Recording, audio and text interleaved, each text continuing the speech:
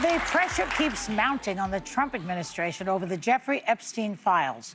So yesterday, the Justice Department met with the woman who knows all of Epstein's secrets, Epstein's accomplice, Ghislaine Maxwell, who's been in prison since 2022. Trump was asked about this the other day. Watch. Your Deputy Attorney General is reached out to Ghislaine Maxwell's attorney asking for a new interview. Yeah, I don't know about it, but I think it's something that sounds appropriate to do, yeah. Do you have any concern that your Deputy Attorney General, who's your former attorney, would be conducting the interview, given No, I have no concern. He's a very talented person. He's very smart. I didn't know that they were going to do it. I don't really follow that too much. It's sort of a witch hunt. It's about you, though. It's about you. So his former attorney is going to conduct the interview. So let me get this straight. A convicted felon sent his failed lawyer to question another convicted felon. Yeah. What could possibly go wrong? Republicans were split on this, too. Let's watch the clip. This is a person who's been sentenced to many, many years in prison for terrible, unspeakable conspiratorial acts and acts against innocent young people. I mean, can we trust what she's going to say? Why subpoena her if you can't trust her? Well, because the one thing we got holding over her head is if we find out she lies, she goes back to her original sentence. And that's looking at lifetime. And if she's looking at maybe parlaying this into reducing her sentence, then we could have some leverage there. So I just want to say this one thing, because hours after Ghislaine was arrested for transporting children for illegal sex acts, Trump said, quote unquote, "I wish her well." Now, what do you really think will be accomplished by talking to her? Can she be trusted at all? You know, I'm sort of on the fence on it because, you know, as a former federal prosecutor, I use cooperators all the time, people that were in prison. And when you get into the room with them and you want them to cooperate, you generally do have them fill out a form that says, if you lie to me, your sentence will not only will not be reduced, it'll go back to your original sentence if there was a plea deal, and I'm going to tack on 5 years for perjury. Good. Right? And so that's and they must sign that even before the discussion begins. And so there is something for her to gain, though, from it, which would be, you know, a Rule 35 motion, which means, you know, the government could reduce her sentence, Trump could pardon her, he could commute her sentence. There is something in it for her, but that doesn't make her testimony, if she testifies or if she cooperates, any less trustworthy, in my view. But wouldn't pardoning her make it look bad? Yes, it would, but he's not as he pardons her as he's leaving office. Yeah, and he's pardoned the January 6th insurrectionists as well. But the one thing that I do find untrustworthy is the fact that his former attorney, Todd Blanche, is now the second in command at the Department of Justice. I mean, for his former attorney to be conducting the interview doesn't make sense because it's just rife with conflicts of interest. I am interested in what Ghislaine has to say because I don't think we know what she could say. She's never cooperated with prosecutors. We don't know her version of events. Right, and the problem is if the only leverage you have, as you mentioned, with cooperators is to reduce their sentence, that's not going to sit well with anyone that's interested because 20 years was a sweetheart deal for her. It was. She was an enabler. She is the only reason Jeffrey Epstein was able to live the life he had. She deserves more time, not less, and more importantly than her testimony, which again, I don't think it hurts to have her sit down and see what people think of it because it's not like they're just going to believe it because she says it. You have a gut when you're listening to people. The FBI needs to release how Jeffrey Epstein made his money.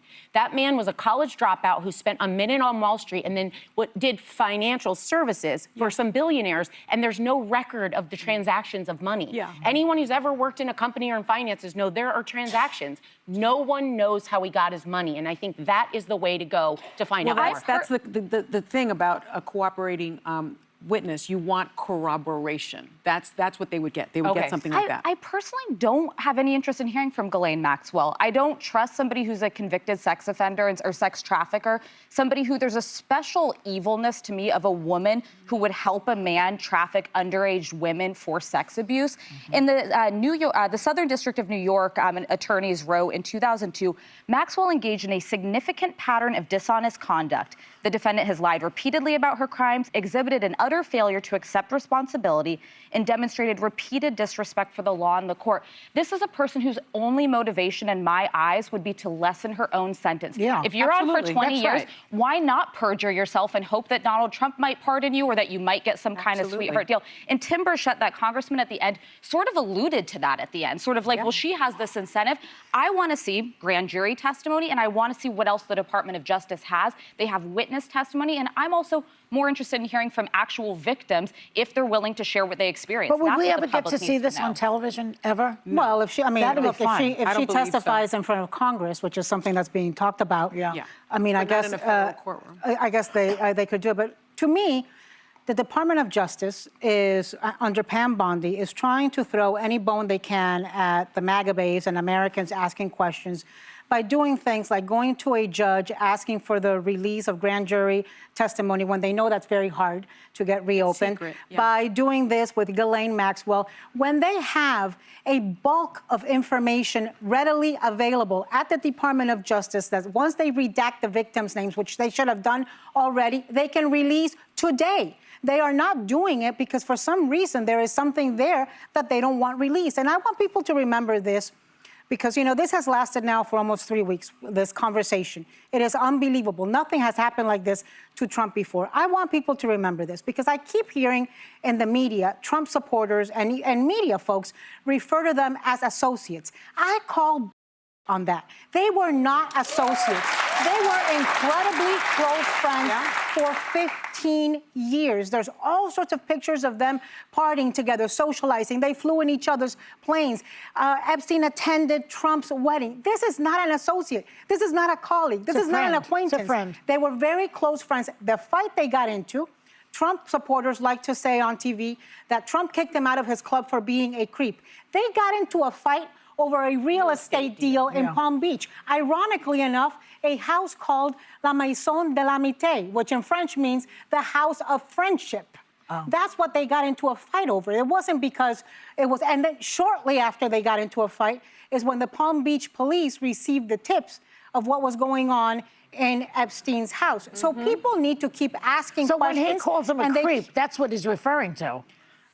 And Trump had told us, Trump had told us that he knew that Epstein liked women almost as much as he did and liked them on the younger side. I know. The one thing we should say is at this point, we don't know that Donald Trump engaged in any wrongdoing. We do know that the Department of Justice has his name in the Epstein files. That's been reported by the Wall Street Journal.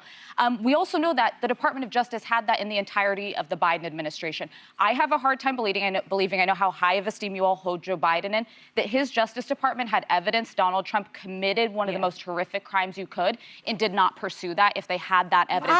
I don't have a hard time believing that the Biden Justice Department would have this information and not release it because we saw the way Merrick... Well, let me finish. Because we saw the way Merrick Garland really, there was an extreme separation there between the White House and the Justice Department. How do we know that? Because Merrick Garland took almost 2 years to indict Trump, and because Merrick Garland indicted Joe Biden's son. That is something that would never happen in the Trump White House, where they do treat the Justice Department like if it was his private law firm. Joe Biden did not. So to me, it's not that hard to imagine. But I'm not suggesting that they should have leaked it or released it for political purposes. If they had evidence of a crime, I hold them in high enough esteem that I think they would have pursued charges. I don't hold Merrick Garland in any high esteem. He had evidence of a crime under Trump, and it took him years to indict the guy. But he indicted him. He built the case and when it was too late to get him sentenced.